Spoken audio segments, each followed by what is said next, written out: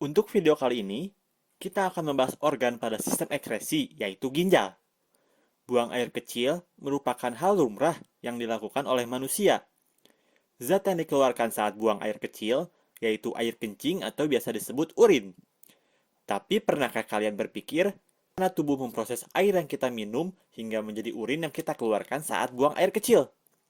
Ya, proses ini akan kita bahas di dalam organ ekskresi yang berperan dalam proses keluarnya urin dalam sistem ekskresi, yaitu ginjal.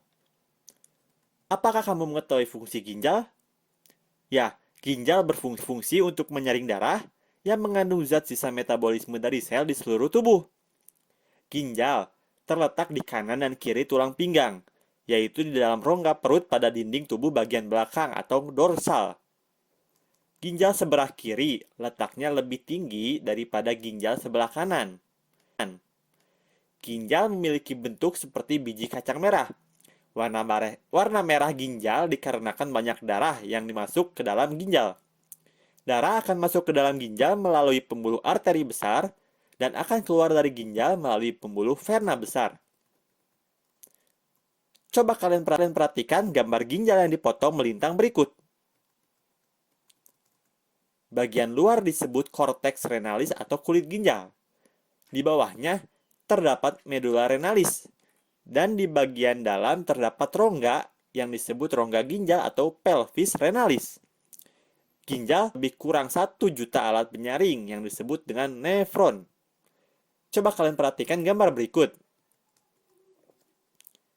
Nefron merupakan satuan struktural dan fungsional ginjal karena nefron merupakan unit penyusun utama ginjal dan unit yang berperan penting dalam proses penyaringan darah. Sebuah nefron terdiri atas sebuah komponen penyaring atau badan Malpighi yang dilanjutkan oleh saluran-saluran atau tubulus. Setiap badan Malpighi mengandung gulungan kapiler darah, tempat darah disaring yang disebut glomerulus yang berada di dalam kapsula Bowman. Pada bagian inilah proses penyaringan darah dimulai. Tubulus ginjal terdapat beberapa, yaitu tubulus contortus proximal atau tubulus proximal, lengkung Henle, tubulus contortus distal atau tubulus distal, dan tubulus collectivus. Lengkung Henle adalah bagian tubulus yang melengkung pada daerah medula dan berhubungan dengan tubulus proximal dan tubulus distal. Tubulus-tubulus ini mengalirkan urin ke rongga ginjal. Kemudian, urin dialirkan melalui saluran ginjal atau ureter dan ditampung di dalam kantung kemih. Pelvis renalis atau rongga ginjal berfungsi sebagai penampung urin sementara sebelum dikeluarkan melalui ureter.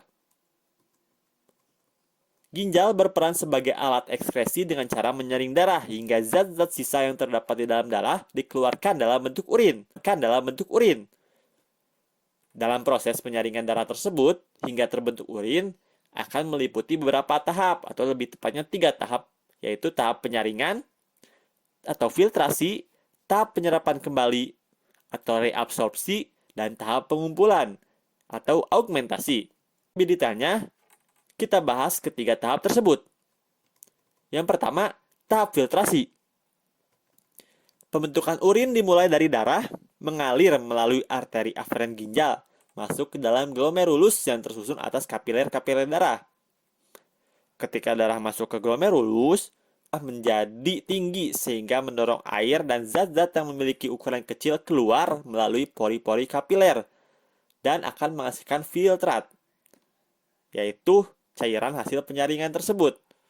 Cairan filtrat akan tersusun atas urobilin, urea, glukosa, air, asam amino, dan ion-ion seperti natrium, kalium, kalsium, dan klor.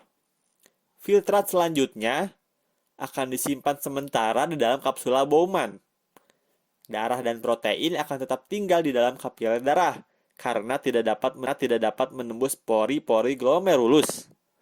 Filtrat yang tertampung di dalam kapsula Bowman biasa disebut urin primer. Tahapan pembentukan urin primer inilah yang kita sebut tahap filtrasi.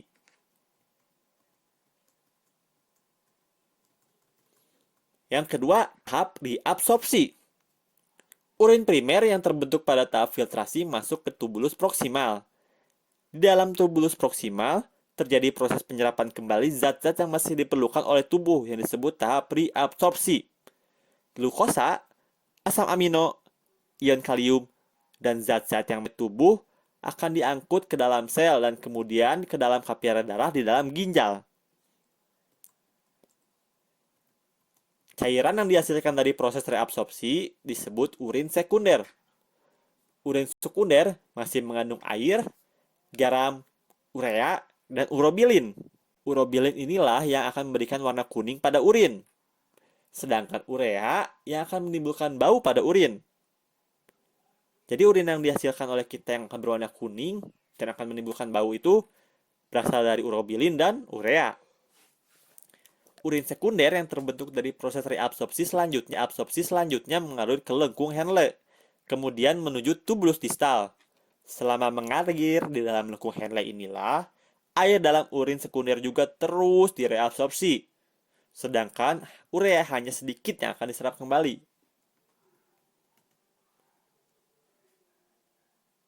Yang ketiga, tahap augmentasi. Setelah melalui lengkung Henle, urin sekunder sampai tubulus distal. Pada bagian tubulus distal, masih ada proses penyerapan air, ion natrium, klor, dan urea. Pada tubulus distal inilah terjadi proses augmentasi, yaitu pengeluaran zat-zat yang tidak diperlukan ke tubuh ke dalam urin sekunder. Jadi urin sekunder yang telah bercampur dengan zat-zat sisa yang tidak diperlukan tubuh inilah yang merupakan urin sesungguhnya. Jadi benar-benar di dalam kandungan urin yang sehat hanya akan ada zat-zat sisa yang urin tersebut inilah yang kemudian disalurkan ke pelvis renalis atau rongga ginjal. Urin yang terbentuk selanjutnya keluar dari ginjal melalui ureter, kemudian menuju kandung kemih yang merupakan tempat penyimpanan urin sementara. Kandung kemih memiliki dinding yang elastis. Kandung kemih mampu meregang untuk dapat menampung sekitar setengah liter urin. Proses pengeluaran urin dari dalam kandung kemih disebabkan adanya tekanan di dalam kandung kemih. Tekanan pada kandung kemih disebabkan oleh adanya sinyal yang menunjukkan bahwa kandung kemih sudah penuh. Sinyal penuh kandung kemih memicu adanya kontraksi antara otot perut dan otot-otot pada kandung kemih.